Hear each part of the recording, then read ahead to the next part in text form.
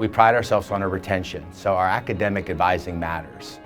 So we have a lot of students that for the most part just don't see the confidence level on an educational basis. And by providing them an advising platform, the most important thing we do is build that confidence. And then with them, that's when they really start to blossom.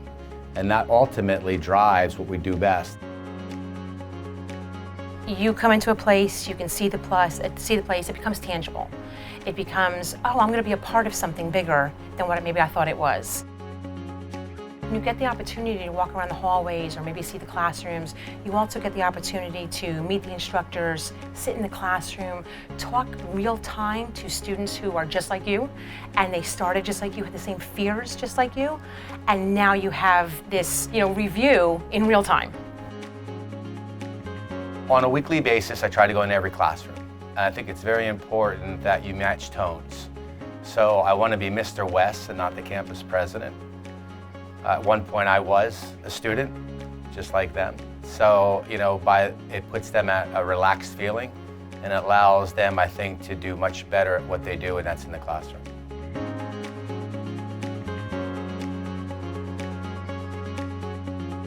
The most important thing is for the medical assistants to actually learn all the competencies that they would do out in the field. The healthcare field requires not only clinical competencies, but administrative competencies, and medical assistants are responsible for being able to handle both. So clinical competencies, most people are aware of those kinds of things. Taking blood pressure, vital signs, EKG, removal of sutures, wound care, pharmacology. So clinically, most people recognize those skills as a medical skill. As far as administrative, it's very important as well. Medical records are very, very important. So our students are learning not only how to do the hands-on, but also how to document it. In order for a doctor to be able to diagnose a patient and treat a patient, he also needs to know their history. So they realize that I can pull this person is cross-trained to handle many different situations. And I really think that's one of the reasons why you're seeing an upsurge in medical assisting across the country.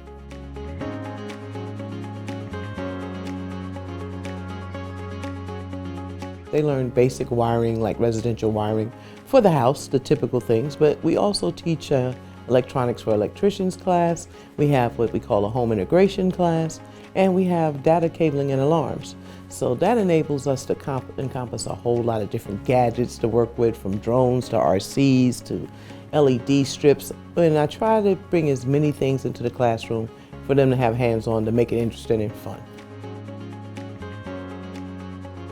I think now is an exciting time for it because there are so many things that you can get involved in. They have electrical helper, clearly, of course. You could also do security cameras. You could also do alarm systems. You could do telecommunications, in other words, for the telephone company perhaps, for the cable companies. There's CCTV. So there's different things that they can do.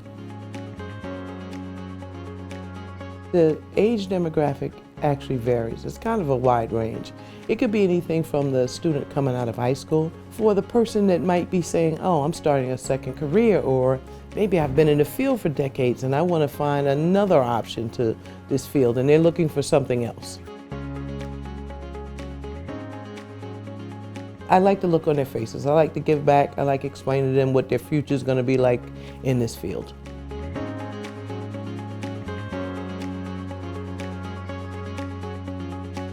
We are teaching them about the theory and then the hands-on, because a dental assistant is a backbone of the dentist. The dentist cannot work without them because they're setting the instruments, doing the sterilization, transferring the instruments, and knowing all the procedures that the dentist actually will be doing for the day. So those are the things that we're teaching them. It's valuable to have this theory because, I told my students that anybody can be a dental assistant, but for them coming to the school, they know the logic of what is this procedure, what is the use of these instruments, not just only looking through the eye, but they know why they use that one. And that is very valuable, and this theory is very important. And then have the hands-on to practice.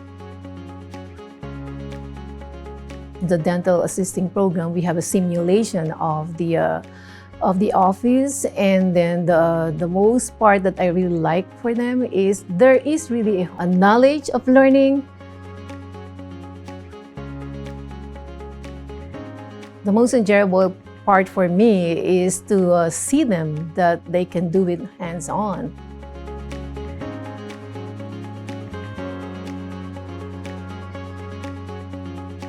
For the most part, we put 50% hands-on and 50% theory. Now the theory is important because you don't want a student open up a unit and start to just tear it apart and possibly get hurt. They have to know the reasons why. And we always try to make sure that we give them that theory and then take them over and do the hands-on work. And it helps out for everybody. We start off with the basic knowledge of electricity. That's important because they have to know how the flow of electricity and the laws of thermodynamics, and they learn how to wire up boards. We have test boards here they have to wire up so they know how a thermostat controls a contact or a thermostat controls a fan. Then once they learn that, they move on to the actual units themselves. We also have to teach them how to braze properly and solder.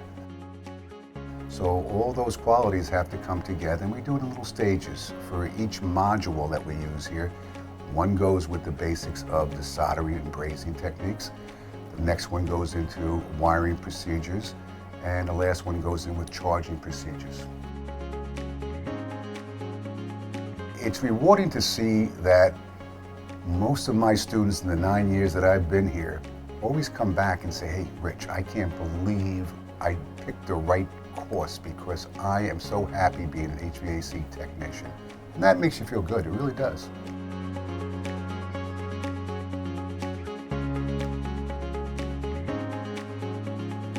We're teaching them hands-on skills to work in a multitude or a plethora of different types of labs. So we think medical, everybody thinks medical right away, but there's so many different places where you can actually find a lab, and the skills that they learn, it's a lot of hands-on. So they learn how to do things such as pipetting and making solutions. You have to have that hands-on ability. You can't just teach from a book, you can't just teach from a computer. You actually have to get your hands dirty and be in here and doing the actual job. And the combination is what makes the program so successful, I believe.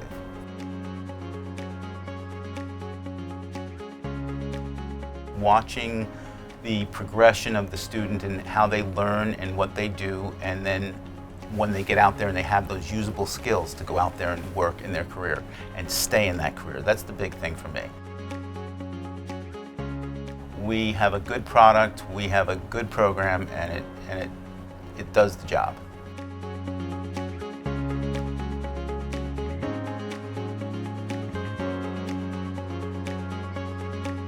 There's no way that a student is going to ever memorize all those codes. I say that right from the day I give them the book, because they take one look at one book that is 4 inches tall and they panic. But when they go out into the field and they work for a specialty, they will learn those codes like the back of their hand, because a specialist uses the same codes over and over and over again. And they learn them that way, they truly do.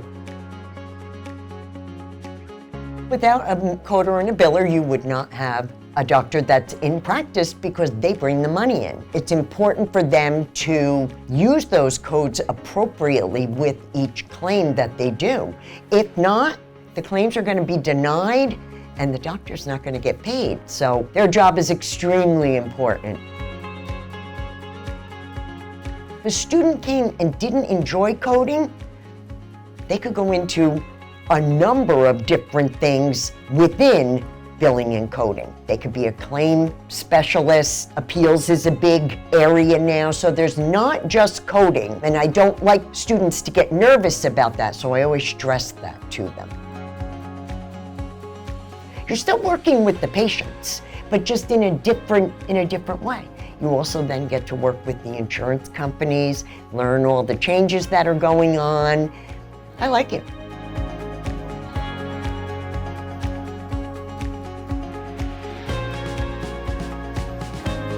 Our goal here as a trade school, as Fortis Institute, is to assist that student right into the job that they want to have, that we know that they can succeed in. Every job is not for every student. Every student doesn't want every job. So we play that match where we know what the employer is looking for, we know what the student is looking for, and we give that student the opportunity